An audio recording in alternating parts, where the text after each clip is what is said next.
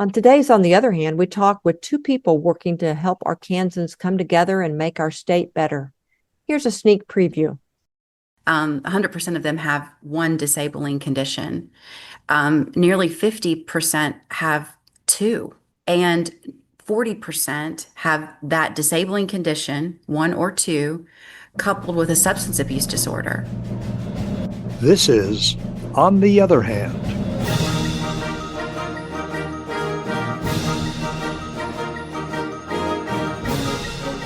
A podcast that features community leaders in Arkansas sharing their views and experiences on how to make Arkansas's relationships and communities better.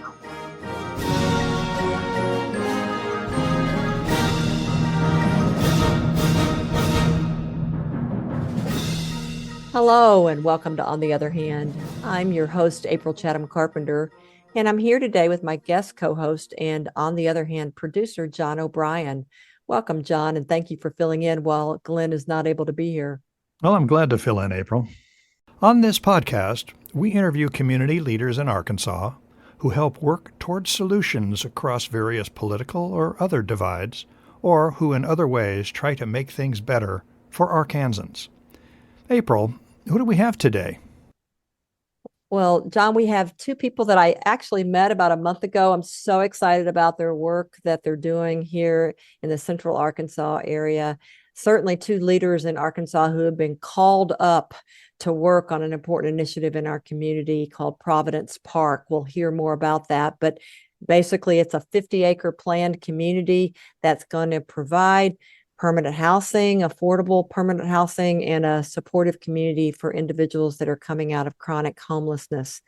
So our guests today are Errin Stanger, who is the founder and CEO of Providence Park, and Mandy Davis, who is the director of neighborhood partnerships for Providence Park. So welcome to On the Other Hand, Errin and Mandy. Thank you so much for having us today. Good to be here. Well, I wanted to start out by having you each tell us a little bit more about yourselves and how you got involved in working with the homeless community in the central Arkansas area. So who would like to go first? I'll go ahead and go first. This is Errin. Homelessness has been, of course, around us for as long as I can remember. And even growing up, I come from a family that is servant-hearted, and we would often find ourselves serving in some capacity around town at different centers. And so it was something I was familiar with, of course, my entire life. But as I was coming to work one morning at the Arkansas Regional Innovation Hub, I got a chance to have an incredible friendship that began. I think that might be the best word to use. It started with just one conversation with a woman named Miss Joan that was against our building. And through time, getting to know her and recognize some of the struggles that she was experiencing being chronically homeless, I quickly was drawn to her and wanted to provide a lot of care. And so that actually is the intro to even why Providence Park exists. But I will let Mandy take a minute to tell about her experience. Yeah, this is Mandy Davis. I came to this project in a really beautiful way. Previous to this project, I worked as the director of Jericho Way, and I've served the unsheltered my entire professional career as a social worker, and could never scale affordable housing for the most chronically homeless the way that I wanted, the way that I saw was necessary for us to truly tackle this issue. And so when Errin asked me to join the team, I said when. Wow. I'm glad the two of you have found each other. How about that? Can you Mhm. share with us your vision or the posted vision of Providence Park? Yeah, this is Erin. I would be happy to. So Providence Park is a 50-acre, master plan community that provides permanent housing for the chronically homeless with wraparound support services. And it is a replicator village of Community First Village in Austin, Texas. So if you get a chance to ever visit Austin and go visit Community First, you would see exactly what we're replicating. And not only are we going to be providing the permanent housing, but there is a strong focus on community and love. That's really the the core of what we're building is just this full support and standing alongside of our neighbors as they're coming out of chronically homelessness and being there to provide the support they need. And I'm going to turn it over to Mandy. Yeah, you said vision, and when I think about vision for this project, values come to mind. And I think that what is really exciting about this project, of course, the tiny homes are sexy and um, it's a big reason why people come to the project because they're fun and they're innovative at times. But I think what really creates sustainability, what we know creates sustainability, is housing plus community equals sustainability. That's the equation. And so that 50% of providing community is extremely important, and that's rooted in values, not just my professional values as a social worker, but also the organizational values. And so dignity and worth of the person is important to us. Service obviously is important to us, and just the importance of human relationships. And so all that to say that in addition to the houses, like Errin mentioned, we'll also have a health clinic, an amphitheater, a labyrinth, an orchard. I mean, on and on, right? Because that's what communities have. And that is where human relationships are formed around food or around an amphitheater, right? Things that we are commonly thread together by. And so I'm proud of not just the housing, but the culture of community that we're building as well. Wow, that's impressive. A couple of times you've mentioned this community first village in Austin, Texas. How did you come to use that as a reference? Yes, this is Erin, and I came to use Community First Village as a reference thanks to a good friend of mine named Heather Nelson, who handed me a book that Alan Graham wrote called Welcome Homeless, but the LESS has a strike through, so it's really Welcome Home. And she knew that I had been sitting in a large kind of worldwide study of looking at homelessness and looking across the world to see the different levels of homelessness and how different states and nations were caring for the homeless. And so when she handed me that book and I started reading it, I realized that I felt very similar to Alan in that he wanted to do more for the homeless in Austin, Texas. And I thought, I want to do more for our homeless in Central Arkansas. So as soon as I finished reading that book and doing a lot of research on Community First, I was able to go and visit Alan and his team and stay on site at Community First and experience the beautiful goodness of Community First Village, getting a chance to meet the neighbors and touring and working with staff and going through a complete replication program that they have at Community First, always knowing like this could make a dramatic impact for our chronically homeless in Central Arkansas. You know, you've mentioned also a couple of times the notion of permanent housing. I think a lot of our guests who listen to our programming might say, really? I thought homeless housing was a temporary bridge to something else. Explain the permanence angle. Absolutely. So this is Erin, and I know that Mandy may want to talk about this as well. So with permanent housing, I mean, just like you, hopefully living in your home, right? You can stay there forever. No one is asking you to move after a certain amount of time, right? And so there are many examples of transitional housing where someone has fallen into homelessness and they just need some respite. They need a little time to get back on their feet and they need a place to stay, right? To get off the streets.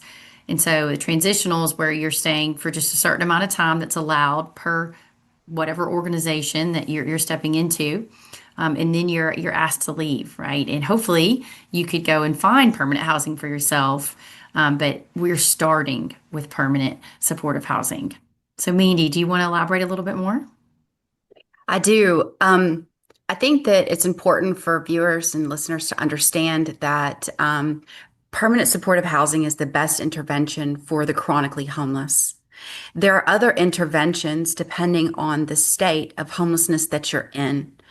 And so it's important that we apply the right intervention to the right population in an effort to get, obviously, the best results.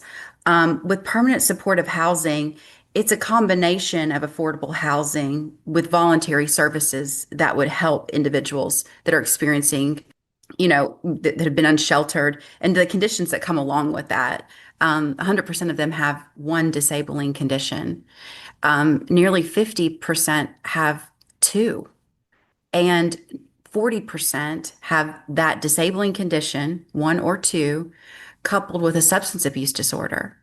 So that is who we're talking about when we say that we want to serve this population. That is what the chronically homeless, the data shows. And so they need a permanent address. They need supportive services specific to their condition in order for them to heal. I think unfortunately we expect a lot from this population, and statistically, that's just not it's not the case. I love the fact that you're talking about interventions need to be adapted to the population. I mean, you worked for Jericho Way, Mandy, for a while, which has a different kind of mission, but still serves the similar kind of population. I did have a question about a couple of terms that you've been using, and I want to make sure that our listeners understand this. Chronic homelessness. What does that mean in terms of like who would be able to actually be in this community or apply for permanent housing? So, chronically homelessness, this is Errin, is defined as someone who has been on the streets for more than 12 months, or they have had 3 episodes of homelessness, significant episodes of homelessness in a 4-year period. So, that is kind of the HUD definition of the chronically homeless.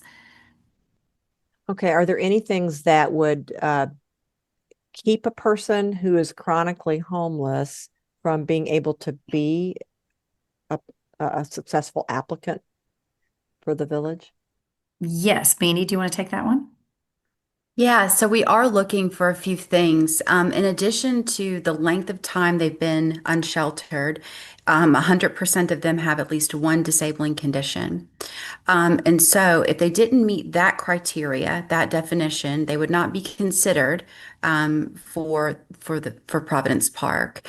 There are some other considerations that we would be looking for. They need to be able to follow civil law. And as Errin would say, that sounds simple, but it's not simple. And I worked as the executive director, and prior to that, the case management on staff at Jericho Way, serving hundreds of people that are unsheltered daily. And that's not as easy as you would think. The other thing that we wanted to talk about probably here is the idea that they have to be, ready to pay rent. Of the chronically homeless in Central Arkansas, and we're not unique, nearly 50% of them draw a check. They get a disability check because they have a disabling condition. And so we wanted to look at that and base rent at a very affordable rate. And what does affordability mean? It's 30% of your income goes to rent. I think we get lost in that because even in Arkansas, nearly 60% of people's income goes towards their rent. That is unreal, and that is why people slip into situations unnecessarily. And so rent will be set at $325 for the individuals that are eligible to live there. And I'm really proud of that. That includes utilities. So when I say it's below 30%, it truly is based on Social Security disability benefits currently. And so that's another thing that I think we wanted to highlight. Yes, there will be things that they'll need to do and be ready to do. But we have also set those things, I feel like, at a rate that is extremely affordable. What do you mean by disabling conditions? Are those traditional disabilities in the way that They can be, but substance abuse disorder is also a disability. That is a disabling condition.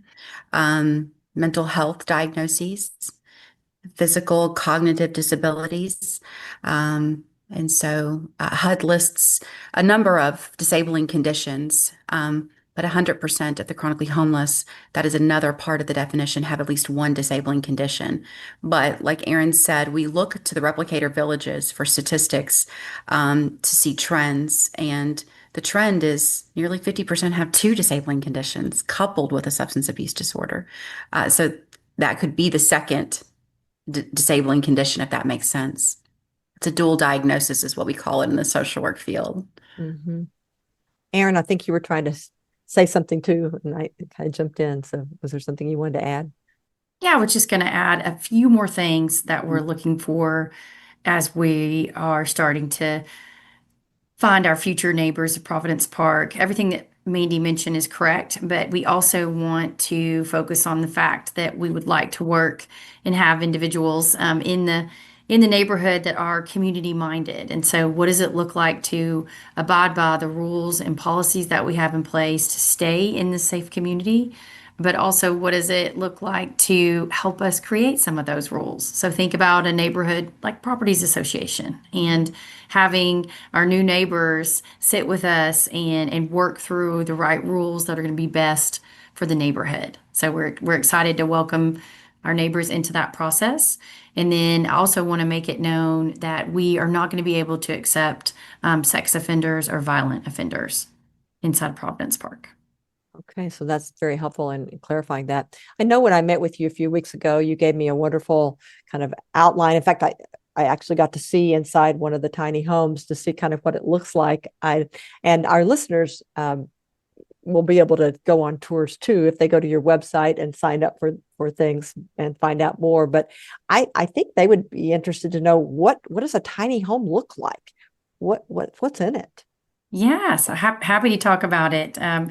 Anything that is under 400 square feet is considered a tiny home. And they can be all different, shapes and sizes. The one that you were sitting in when we got our first chance to visit is also there's a virtual tour located on the website, so people can get a glimpse of what our homes are going to be. But we are planning to, fully furnish our homes. So when you walk in, there is a room that has a sitting area and a place where you would have a kitchen area too, so you could with storage as well. Just also a place just to relax and sit down at a table and eat some food. And then you would turn around kind of the corner as we were sitting in that one home that we were in together. You would go just around kind of a half wall, if you will, and on the other side of that wall is the bedroom area. So we have our full size beds and decorated really nicely. And of course, every home will have a bathroom, which is important to know, with a toilet and a sink. And we will have, storage and closet spaces inside the homes, but they are coming fully furnished and with a week's worth of food. So the goal is that when you walk into your new home, that you can take a deep breath and recognize, okay, this is furnished. I have what I need to not only feel comfortable in this moment, but also for years to come. And you also have food right there for you to be able to rest and eat and get the nourishment you need, but also just rest inside of a safe space.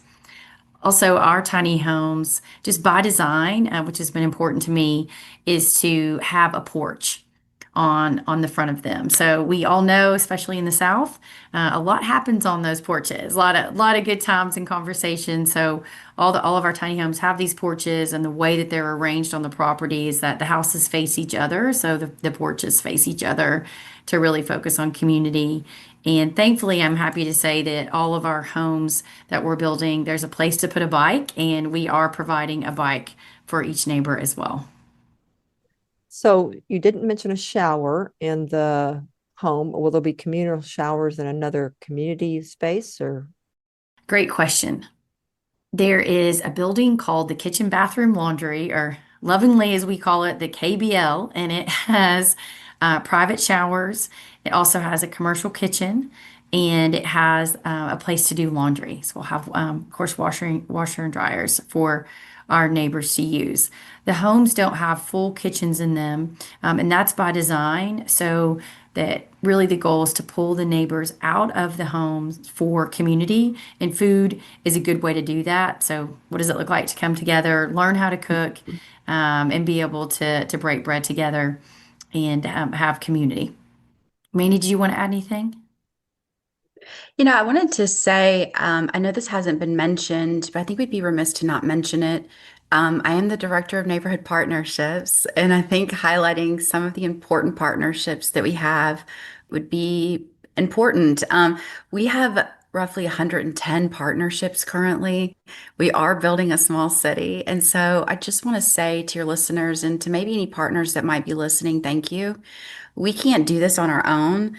Um, you know, Partnerships are just critical in our expansion, and deepening those relationships and creating new relationships with partners that can provide vital services to the people that we plan to serve because they're already serving them is really important. And so there's a lot of joy in my work, in doing that.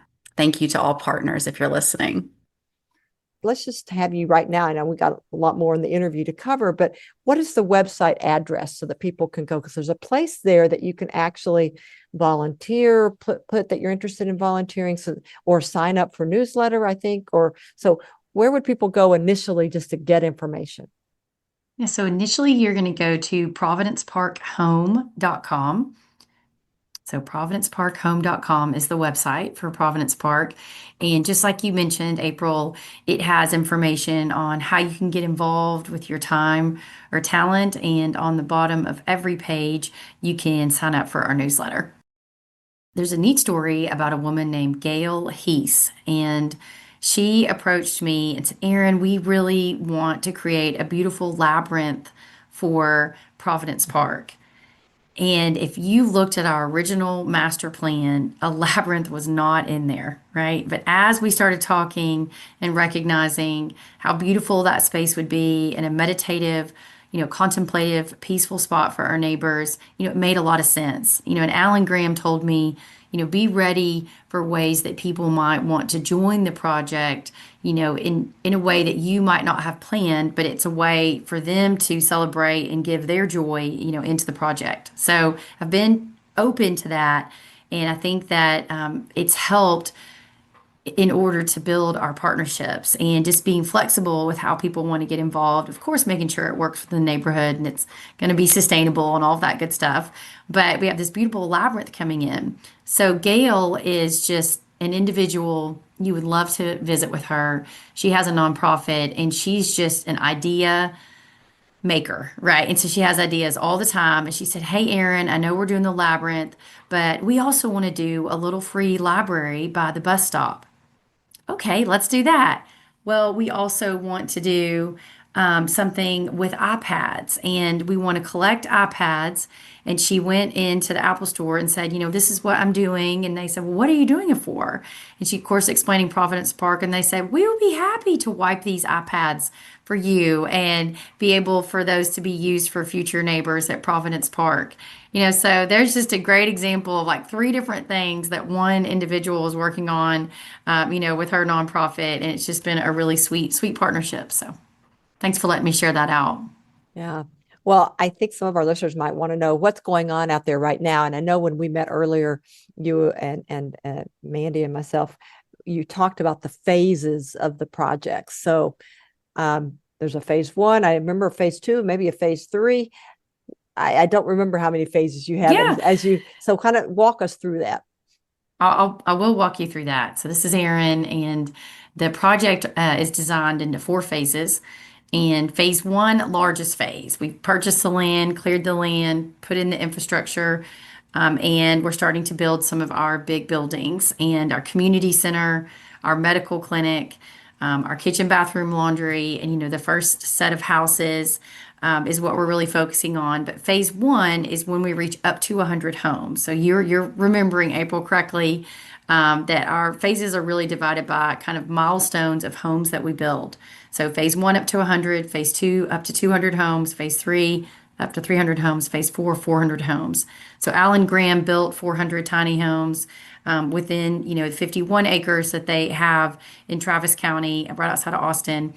And we can do the same thing with the land that has been beautifully provided by Pulaski County. So I definitely also want to thank Pulaski County Judge Barry Hyde and the Quorum Court and all the support that they have given us, because the ability to have our land and have the funding for the infrastructure, of course, is coming from the Pulaski County, and really has moved this project along so quickly. And I don't think that we would be where we are today without their support. So really big hats off and thank you to Judge Hyde and his team. But hopefully that explains a little bit more about the phases. And if you were to come out right now and do a land tour, which we highly recommend, and you can email Mandy at providenceparkhome.com to set up those land tours. And we'd love to show the listeners today what the land looks like, and to come out and experience and see the construction of where we are. You would also get to see our garden and orchard area. The land has been tilled, and where our tiny home chapel and the labyrinth and the dog park and many of the things that we're working on are going to be located. So we invite everyone to come out and see us, and just email Mandy to be able to do that. Build it, you will come. You mentioned the bus stop, so you guys have arranged also with the Central Arkansas bus grouping. I don't even know what's the name of Yes, that's that. Rock Region. Rock Region. Thank you.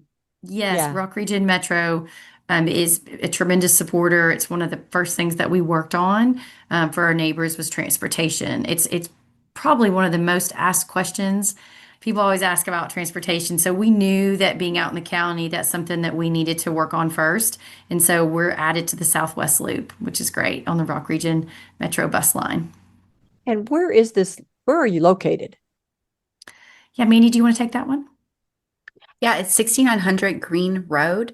However, if you are going to come out for a land tour, please do email me. We'll have to send you a land pin. It is difficult to find. We're not right on the road. And so we're, like she said, we're still under construction. And so, but we would love to have you out. And for our listeners who aren't from this area, because we have listeners across the state, that's the 6900 address is in Little Rock or Greater Little Rock. It's actually 6900 Green Road in Maybellville, Arkansas. It is on the Saline County and Pulaski County line. It's Southwest Little Rock is the best way, in between Chico and Geyer Springs Road, whichever road you're coming in on. So that helps all of our listeners a little bit. All right, I want to ask one more question before I turn it over to John here. What help do you need right now? I think that it's best for the listeners to think through whether or not what they've heard today is something that they might be interested in. And if it is, I would just encourage them to reach out, to come out, and let's have a discussion. Because it might be something that they have that they don't know that we need, and we don't know that we need yet, right? And so I think that it's best, and this is Erin's approach as well, for us to begin a relationship with people who are interested in the project and to explore what it is that we do need that they have. And that happens typically in just conversations in a real relational way. So I think, it's important for everyone to understand that this community that we're discussing doesn't end with the neighbors.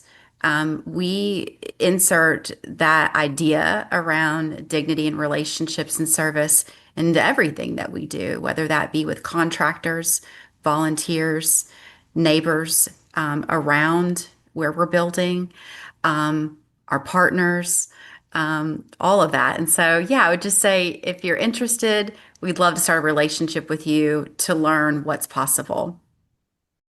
Well, that's it for the first part of April and John's conversation with Errin Stanger and Mandy Davis from Providence Park. We'll continue this conversation in the next episode, so be sure to check out part 2. And remember that On the Other Hand offers dozens of other interviews like this one. You can find the On the Other Hand podcast inside your favorite podcast app or on the podcast page of the Braver Angels Arkansas website at arkansas.braverangels.org. If you enjoyed this episode, click the share button on the podcast page so others can listen. Thanks for joining us on today's edition of On the Other Hand. On the Other Hand is sponsored by Braver Angels in Arkansas. Music was composed by Randall Standridge of Jonesboro, Arkansas, and was performed by the University of Northern Colorado Symphonic Band, Dr. Richard Main, conductor. From your host, April Chatham Carpenter, and John O'Brien, Join us in working to make our relationships and communities better.